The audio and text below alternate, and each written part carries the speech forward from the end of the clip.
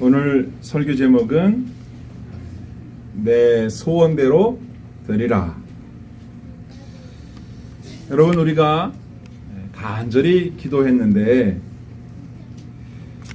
하나님께서 응답하시기를 내 소원대로 되리라 그렇게 하신다면 얼마나 좋겠습니까?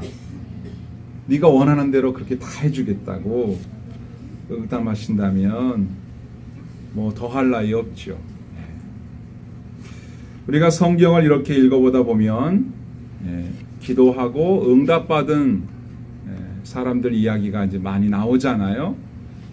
우리 신앙의 선조들이 기도하고 응답받았던 그런 예를 이렇게 잘 관찰을 해보면 응답받는 기도를 드렸던 분들, 하나님이 응답한 경우에 어떻게 기도했는지 그들의 기도를 잘 관찰해 보면 다른 분들과 다른 남다른 특징이 있다는 걸 발견하게 됩니다. 뭔가 좀 달라요. 오늘 읽은 본문 속에도 그 남다른 특징을 찾아볼 수가 있는데, 오늘 본문의 내용이 이렇죠. 어느 이방 여인이 예수님께 찾아와서 딸을 고쳐달라고 간절히 기도를 하죠. 그런데 예수님이 처음엔 못 들은 척합니다. 제자들이 예수님 저렇게 얘기하는데 좀 뭐라고 좀 대답을 하시든지 돌려보내시든지 좀 하세요.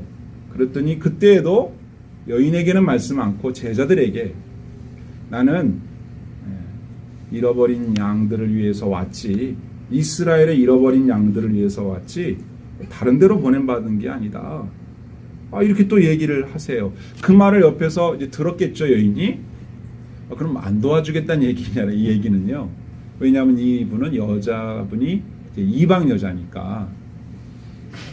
그래서 이 여자분이 다시 예수님께 다가가서 더 큰 소리로 도와달라고, 불쌍히 여겨달라고 간청을 하니까 이제는 예수님이 이 여인에게 좀 상처가 될 수도 있을 법한 말씀을 하시죠. 자녀들한테 줄 떡은 있어도 걔한테 줄 떡은 없다. 빗대어 한 말이지만 다 알아듣잖아요. 그럼 못 도와주겠다는 얘기를 이렇게 세게 말한 거예요. 내가 잃어버린 양들을 위해서 왔는데 너는 잃어버린 양 아니다, 이 말이고, 나는 자녀들을 위해서 왔는데 넌 내 자녀 아니고 너는 걔다, 뭐 이런 말이잖아요. 이런 말을 들었는데도 불구하고 이 여인이 계속해서 간청하자 예수님이 이 여인의 간청에 응답해 주셨고, 그 응답해 주시면서 해주셨던 말씀이 그래 알았다, 그게 원하는 게 뭐냐, 그래 알았어, 뭐 이 정도가 아니고 성경이 있는 그대로 표현한다면 내 소원대로 되리라. 그러니까 완전한 응답인 거죠. 100% 응답해 주겠다.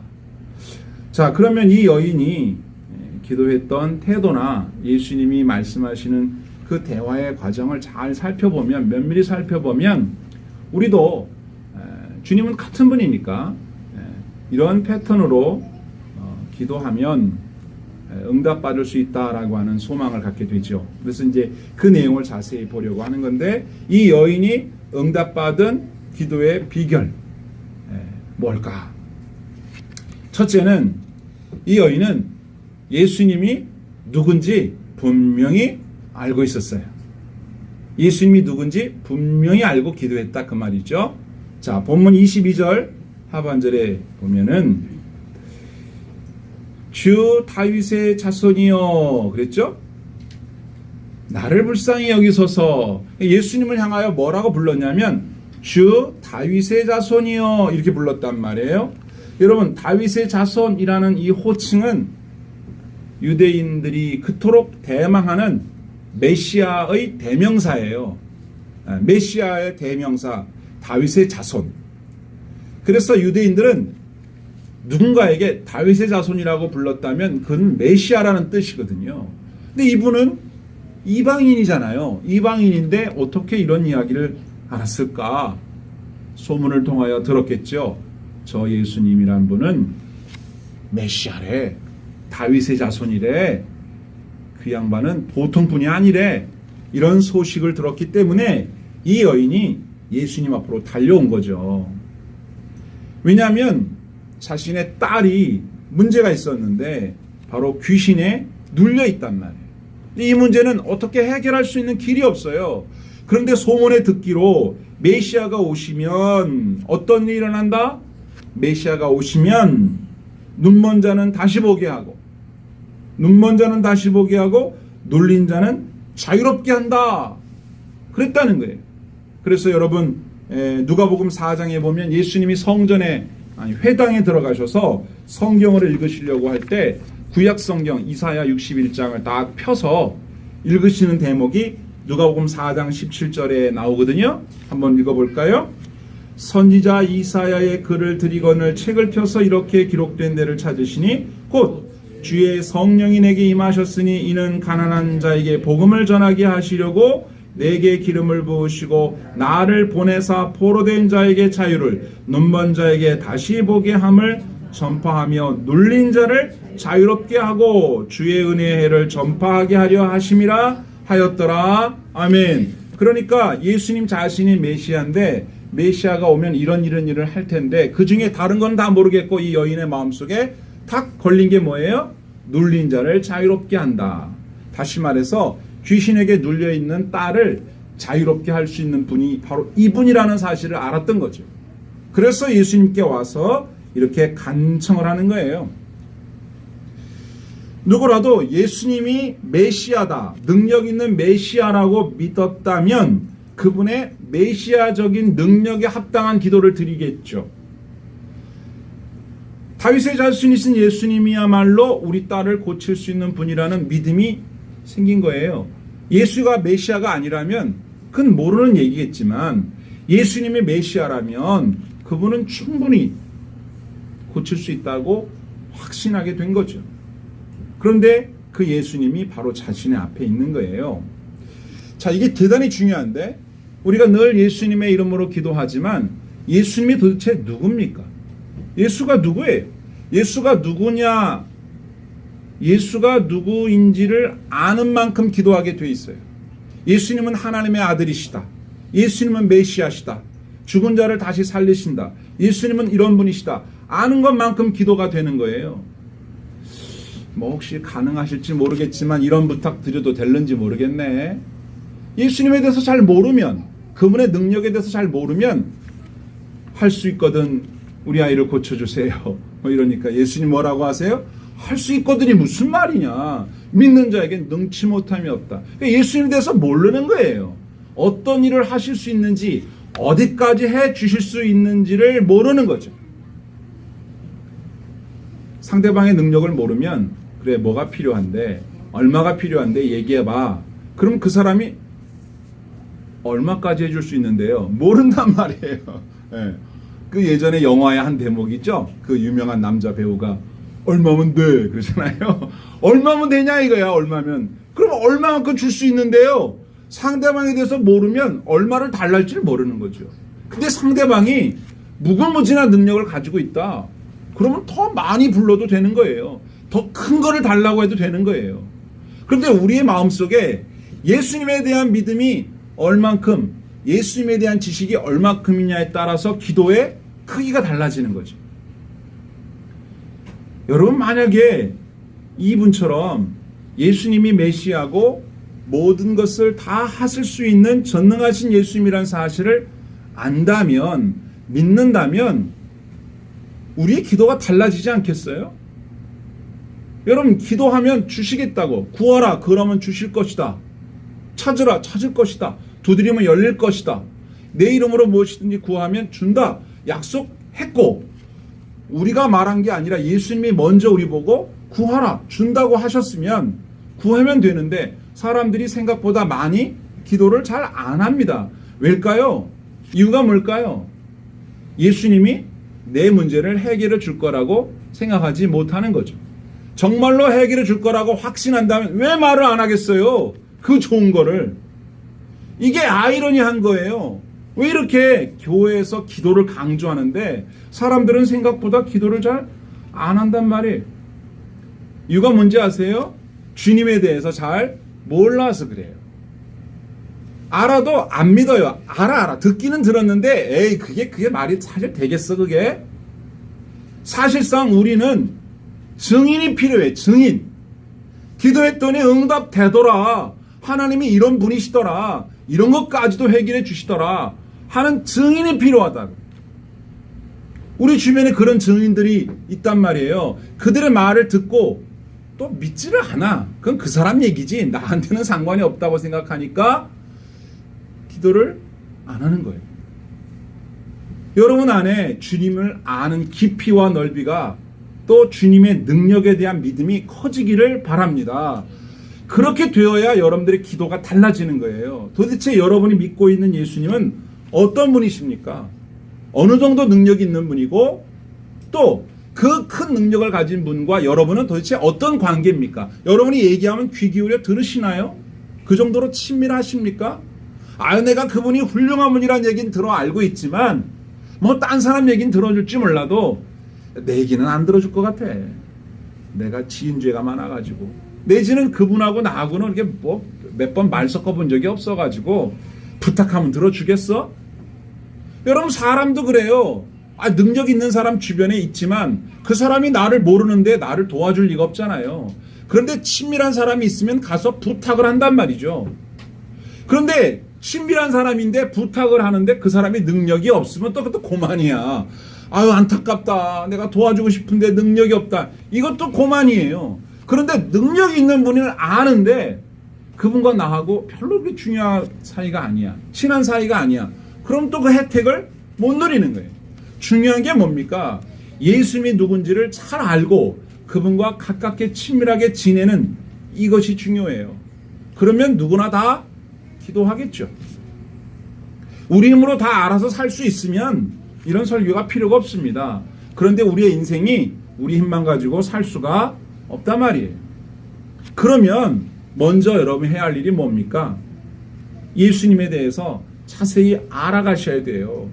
듣고만 알아서는 안 되고 여러분이 경험을 해봐야 할 거 아닙니까? 그분이 이런 분이구나. 경험해 보기 위해선 먼저 그분에 대한 지식이 있어야 되고 그분에 대한 지식을 믿고 그분에게 나아가서 그분께 내가 당신을 어디까지 믿는지 말씀을 드리고 소원이 무엇인지를 자꾸 말씀을 드려서 응답받았던 경험이 여러 번 생기다 보면 그분과 나하고는 특별한 관계가 되는 거죠.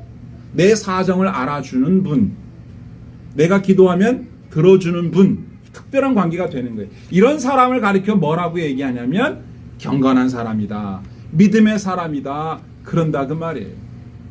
그러므로 여러분들에게 과제가 있다면 예수님에 대해서 깊이 알아가는 그 과정이 필요해요. 예수님에 대해서 깊이 알아가기 위한 방법은 뭐가 있습니까? 다른 거 없어요. 성경에 나타난 예수님이 어떤 분인지를 부지런히 읽고 예수님이 이런 분이구나. 오늘 본문에 나와 있는 이 이야기도 마찬가지잖아요. 우리가 이 본문을 읽으면서 예수님이 이런 분이구나 아는 거죠. 그 알기만 하면 안 되고 나도 이 사람처럼 기도해서 응답을 받아보면 확실한 거죠. 예수님은 이런 분이라고 사람들에게 말할 수 있어요. 만약 여러분 친구가 여러분에게 너 예수님 믿는다며? 그렇지. 야, 예수님 도대체 어떤 분이냐? 예수님은 이런 분이 아니. 그 정도 나도 알아. 성경에 이렇게 뭐 있다 그러는데 나도 듣기는 알아. 뭐 4대 성인 중에 한 분이고 뭐 아는데 네가 알고 있는 예수님 누구냐고. 네가 만난 예수가 누구냐고. 나한테 얘기 좀 해줘봐. 글쎄 없어. 스토리가 없어. 그러면 증인이 아니에요. 그런데 왜 증인이 못 되느냐? 예수님에 대해서 너무 모르고 관심이 부족해요. 주님께서 우리에게 다가오셔서 당신의 능력을 우리에게 보여주시기 위해서 우리에게 숙제를 주신다고요. 삶의 어려움을 주시고요. 고난을 주시는 거예요. 아픔을 주시는 거예요. 그러면 하나님을 찾을 거 아니에요. 예수님을 찾을 거 아니에요. 그래서 문제를 해결받을 거 아니에요. 그러면 예수님에 대해서 뼛속 깊이 알아요. 내가 경험했기 때문에, 만나봤기 때문에. 여러분, 그것의 첫걸음이 성경에 나타난 예수님을 발견하는 겁니다. 성경 속에 있는 예수님을 발견해야 되는데 오늘날 한국교회에 많은 사람들이 알고 있는 예수님은 성경 속에서 당신이 발견한 예수님이 아니고 여기저기서 들은 이야기밖에 몰라요. 여러분 성경 속으로 들어가서 직접 만나보세요. 성경에 나타난 예수님이 어떤 분이었는지. 그래서 그분이 여러분의 예수님이 되도록 성경 속에서 만나시기를 주의 이름으로 축원합니다. 성경은 그냥 단순한 정보를 알려주는 책이 아니고 살아있고 운동력 있는 말씀이에요. 성경만 읽어도 그 속에 나타난 예수님을 영적으로 만날 수가 있어요. 우리가 예수님에 대해서 잘 몰라요. 그러면 간접적으로 그분을 만나야 됩니다. 이 뜨거운 여름에 여러분에게 주님이 말씀하십니다. 나에 대해서 관심을 갖고 나를 더 알아가기 위한 노력을 해다오. 성경을 펴서 복음서를 펴면 예수님이 어떤 분인지 우리에게 아주 정확히 자세히 알려주고 있습니다. 부디 이 여인처럼 예수님에 대해서 잘 알아 그분께 기도하는 기도의 폭이 넓어지고 깊어지는 저와 여러분 될 수 있기를 주의 이름으로 축복합니다. 아멘. 또 하나는 이 여인은 소원이 아주 단순 분명했습니다. 간단했어요. 이 여인이 바라는 건 뭡니까? 나를 불쌍히 여겨달라 이거예요. 우리 딸이 귀신에게 사로잡혀 있어요. 이거 어떻게 하면 좋습니까? 그냥 오직 딸 하나만 고쳐주면 돼요. 다른 거 바라는 거 없어요. 단순합니다. 여러분 원래 단순한 것이 강하고요. 단순한 것이 명확한 거예요. 이것저것 복잡하게 얘기하지 않는 겁니다. 근데 오늘날 우리가 기도할 때 보면 내가 기도해 놓고도 뭐 기도했는지 기억도 안 날 수도 있어요. 그냥 이것저것 많이 얘기를 하는데 들어줄지 안 줄지도 확신도 없고 그저 많이 얘기 일단 해놓고 그 중에 하나 걸리면 그만이지. 그러는 경향이 없잖아? 있는 것 같아요. 우리가 언제부턴가 기도를 많이 길게 하는 것에 대해서는 많이 해봐야지 하는 생각은 해봤지만 분명하게 깊이 명확하게 기도해야 한다는 부분에 대해서는 조금 부족하지 않았나 그런 생각이 들어요. 이 여인의 기도는 딱 하나입니다. 나를 불쌍히 여기소서 내 딸이 흉악한 귀신에 들렸습니다. 귀신을 쫓아내 달라는 거죠. 이건 예수님 말고는 아무도 할 수 없는 일이니까 예수님께 매달렸던 거예요. 여러분 예수님에 대해서 명확히 알면 알수록 기도가 정확해져요. 예수님에 대해서 뭐 하니까 그냥 이런 얘기 저런 얘기 다 하는 거고 그래놓고 기도 끝나고 나면 염려 근심 걱정 다시 다 보따리 싸가지고 들고 가요. 주님 앞에 가지고 와놓고 안 내려놓고 다시 가져가. 기도해놓고도 여전히 고민하고 근심하고 걱정하는 이유가 안 믿는 거예요. 못 믿는 거죠. 정확히 말하면. 기도가 너무 복잡해서 그래요. 단순하게 명확하게 말씀드리고 주님께서 그 기도를 꼭 이루어 주실 거라는 확신 가운데 일어서야 주님의 응답이 있는 거예요. 여러분 우스갯소리인데요. 어떤 사람이 이렇게 산길을 걷다가 천사를 만났답니다. 그래서 천사에게 천사님이시면 제 소원도 들어주십니까? 그랬더니 천사가 소원 들어주지. 그 대신 나는 천사이기 때문에 나 하나밖에 못 들어줘. 하나만 얘기해. 이 남자가 고민을 합니다. 하나만 들어준다면 정말 신중해야 되잖아요. 뭘 기도를 해야 뭘 달라고 해야지 들어줄까 고민을 하다가 이 사람의 마음에 욕심이 있어서 그걸 다 못 버리겠는 거예요. 그리고 욕심이 있는 바람에 세 가지를 얘기합니다. 대신 빠르게 말하면 하나로 이렇게 쳐줄 줄 알고 딱 하나만 얘기하라니까 세 가지를 한꺼번에 말해버렸는데 첫째가 돈, 둘째가 여자, 셋째가 결혼. 이걸 빠르게 말하면 어떻게 될까요? 돈, 여자, 결혼. 하나만 얘기하랬더니 그걸 빠르게 말한 거예요. 그래서 천사가 소원을 이뤄줬습니다. 그래서 이 사람은 돈, 여자와 결혼을 했다. 그냥 돈만 구하든지 하나만 하지 세 개를 빠르게 얘기하다가 그냥 그만 낭패를 봤죠. 진짜 우스갯소리입니다. 근데 여기에 저는 이게 느껴지는 게 있어요. 많으면 분산돼. 집중해서 이거 하나만큼은 꼭 들어줘야 된다고 소원 하나만 말해봐라. 뭐? 그러면 사실 망설여요. 왜? 평상시에 그런 생각 별로 안 해봤거든. 오직 주님 나의 한 가지 소원 이겁니다. 그걸 마음속에 늘 갖고 다니는 사람은 어느 날 꿈속에 예수님이 나타나서 뭐 줄까? 그럴 때 그거 바로 나올 수 있을 때 얼마나 좋겠습니까? 그럴 때 주님의 대답이 네 소원대로 되리라. 할렐루야죠 진짜. 근데 물어볼 때 그때서야 뭘 구할지를 고민한다는 것은 그만큼 평소의 마음의 자세가 간절하지 않았다는 얘기죠. 보통 우리의 소원은 그럼 뭐가 나와요? 통일 이런 거 나오죠. 그거 말고 그것도 좋지만 그거 말고 개인적으로 여러분에게 정말 간절한 소원이 뭐가 있는가? 아니면 우리 교회를 위한 기도 제목이 뭐가 있는가? 우리 나라를 위한 기도 제목이 있는가? 우리 자녀를 위한 기도 제목이 있는가? 하나씩만 얘기하라면, 분야별로 하나씩만 얘기하라면 고르고 골라서 딱 하나 주님이 여러분들에게 물으실 때 대답할 수 있는 명확한 기도 제목이 있을 때 응답이 되면 그게 하나님의 응답인 줄 아시겠잖아요. 근데 막 너무 많아. 너무 많으면 그만큼 간절하지 못할 수 있어요. 여러분들에게 오늘 이 시간 말씀드립니다. 돈, 여자, 결혼 3개 한꺼번에 얘기하려고 말고 한번 종이를 꺼내놓고 정말 나 자신을 위해서 딱 하나, 우리 자녀들을 위해서, 우리 큰아이 작은아이 뭐 위해서 딱 하나, 뭐 남편을 위해서, 내 아내를 위해서 딱 하나, 뭐 이런 거 있지 않습니까? 우리 직장을 위해서, 우리 사업장을 위해서 딱 하나씩만 한번 간절한 최고의 우선순위가 되는 기도 제목을 한번 써보세요. 그게 여러분들의 마음속에 뭔지를 확인할 때 기도가 명확해지는 거예요. 그거 응답되고 또 다음 기도가 그럼 되잖아요. 부디 이 여름에 여러분들의 기도가 응답돼서 여러분들이 응답받은 간증을 하는 주인공 다 되면 좋겠습니다. 기도의 응답의 증인되는 저와 여러분 되기를 축원합니다. 아멘. 마지막 3번째. 이 사람에게는 응답을 기다리는 인내가 있었어요. 인내. 이게 무슨 얘기입니까? 예수님의 메시아 되심에 대한 분명한 지식과 믿음이 있었고 단순한 간청도 드렸지만 예수님이 대답을 안 하시는 거예요. 모른 척 하시는 거예요. 근데 이 여인도 직감적으로 알았어요. 본인이 이방인이기 때문에 자신에 대한 말에 귀를 기울여 주지 않을 거라는 거 정도는 알고 있었어요. 이방인들도 본인들이 어떤 대우를 받는지 잘 알거든요. 그래도 이 여인은 물러서지 않습니다. 예수님 말고는 없어요. 이게 마지막이야. 예수님 말고는 이 문제 해결해 줄 사람 없어요. 아니면 관두고 이런 마음으로 기도해봐야 응답 안 됩니다. 주님이 응답해 주지 않으면 나는 끝이에요. 주님만이 나의 해결자이십니다. 주님만이 나의 소망이에요. 이런 간절함 있는 사람은 더 갈 길이 없으니까 끝까지, 언제까지? 응답될 때까지 기도하는.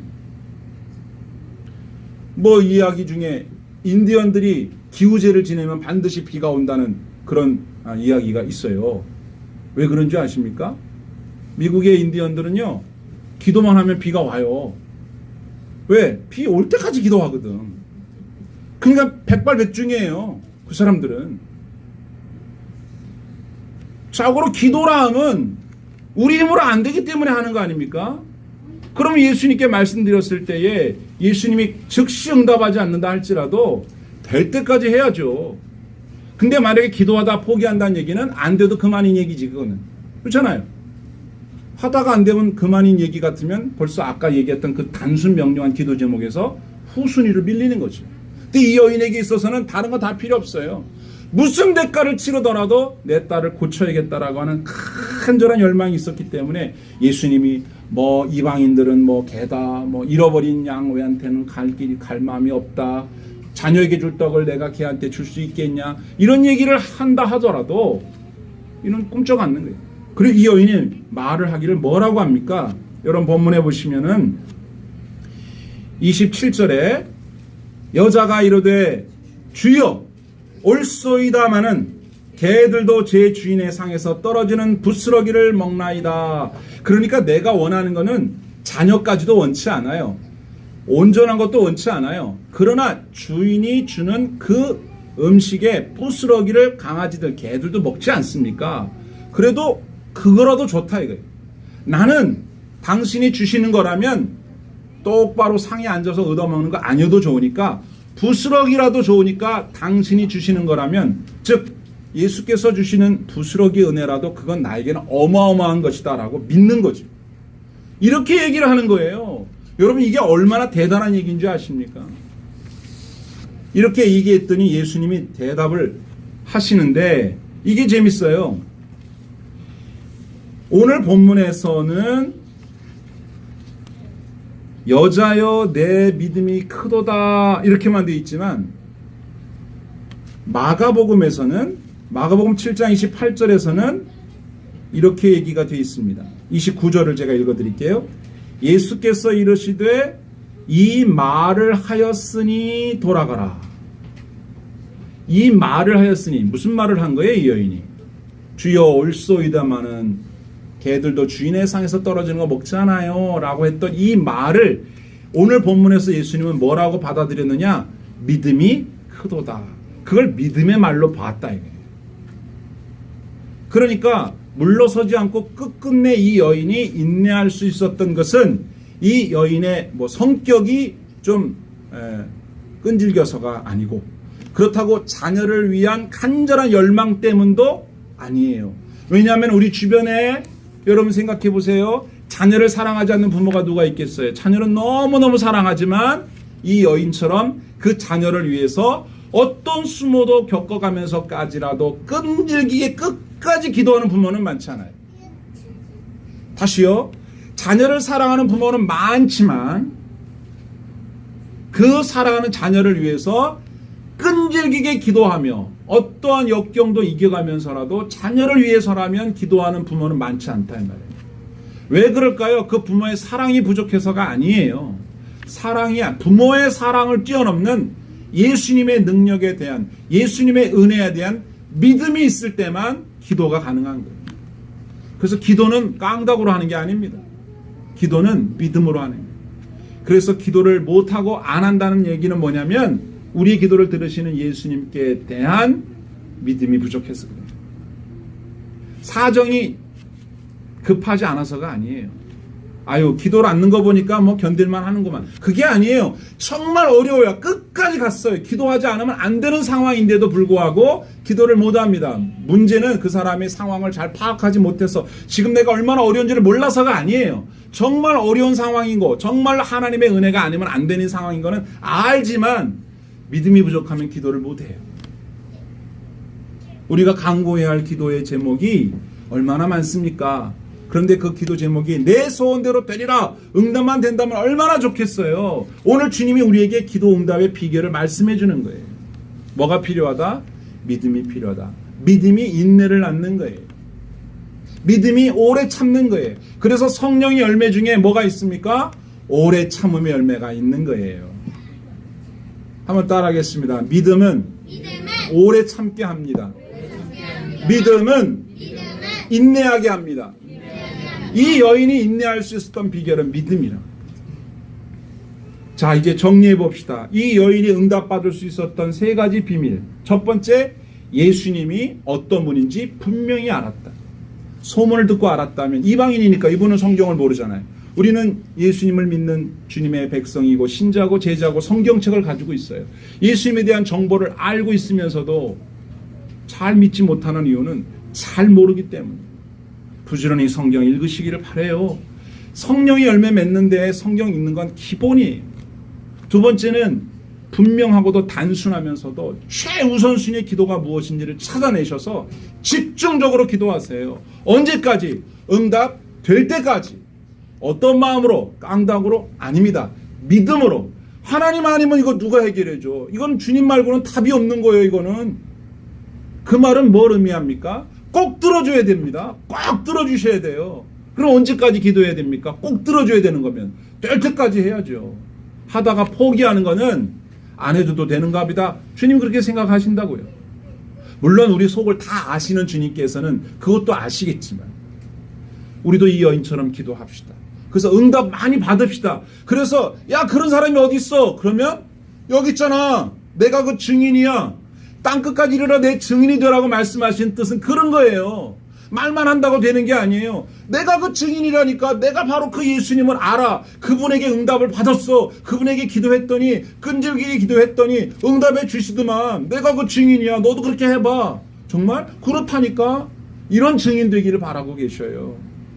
저와 여러분의 삶에 하나님의 응답의 비밀이 있는, 응답의 스토리가 있는 풍성한 삶이 되기를 주의 이름으로 축복합니다. 아멘. 찬송 같이 합시다.